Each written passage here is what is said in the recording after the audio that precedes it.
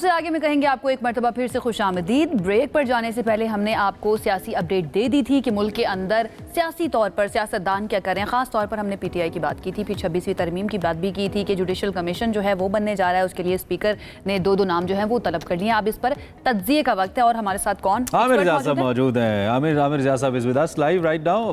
ہم نیوز کے حوالے سے ویسے ان کو جانتے ہیں، over all senior journalist and anchor person, so ذرا ان سے ہم بات کرتے ہیں۔ رجاز صاحب thank you very much for joining, I hope آپ ٹھیک ٹھاک ہیں، آپ کی صبح کا آغاز اچھا ہوا ہے۔ پولیٹیکلی اوبویسلی کیسا ہوا ہے یہ آپ سے جان لیتے ہیں، جو کرنٹ ڈیولپمنٹس ہو رہی ہیں خاص طور پہ سیاست کو لے کر، آپ ایک اوور آل تجزیہ ہمارے سامنے رکھیے نا، یہ معاملات کدھر جا رہے ہیں؟ دیکھیں یہ تو بڑا آپ نے اوپن اینڈڈ سوال کر دیا مجھ سے کہ معاملات کدھر جا رہے ہیں۔ مختصر جواب یہ کہ ابھی تک جو ہم بات کرتے رہے ہمیشہ کہ ملک میں محاذ آرائی ہے اور ملک کے اندر جو ایک سمت کا تعین نہیں ہو رہا، ہماری جو حکمراں اشرافیہ ہے وہ کوئی ایسا قدم نہیں اٹھا رہی کہ جس سے تناؤ میں کشیدگی میں کمی آئے، تو وہ صورتحال ویسی کی ویسی ہے۔ باقی پھر سب ٹیکسٹ ہے کہ جناب 27ویں ترمیم کی افواہیں اڑی، پھر وزیر قانون کی طرف سے آ گیا کہ جی نہیں یہ تو غلط ہے، یہ ایسی کوئی بات نہیں جا رہی۔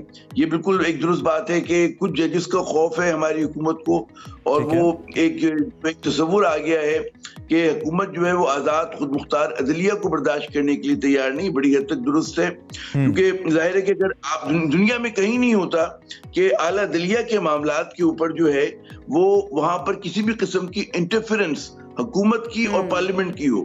یہ الگ الگ ادارے ہیں، ان کو الگ الگ ہی ہونا چاہیے، کیونکہ اگر حکومت کہیں زیادہ کرتی کوئی ظلم کا شکار ہوتا ہے تو ہمارے پاس فریاد کرنے کی ایک ہی جگہ ہوتی ہے پاکستانیوں کی، کسی بھی عام انسان کے پاس، وہ ہے اعلیٰ عدلیہ۔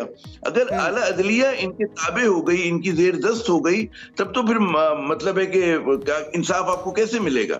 تو یہ ایک سوال ہے۔ پھر پی ٹی آئی کی اپنی ایک سیاست ہو رہی ہے، حکومت جو ہے وہ کوشش کر رہی ہے کہ اپنے آپ کو ایک مستحکم ہونے کا تاثر دے سکے، لیکن ہم سب جانتے ہیں کہ حال کیا ہے، اور ابھی یہاں پر اتنی غیر یقینی کیفیت ہے کہ جو کہ 26ویں آئینی ترمیم کے پاس ہونے سے، منظور ہونے سے پہلے تھی۔ جناب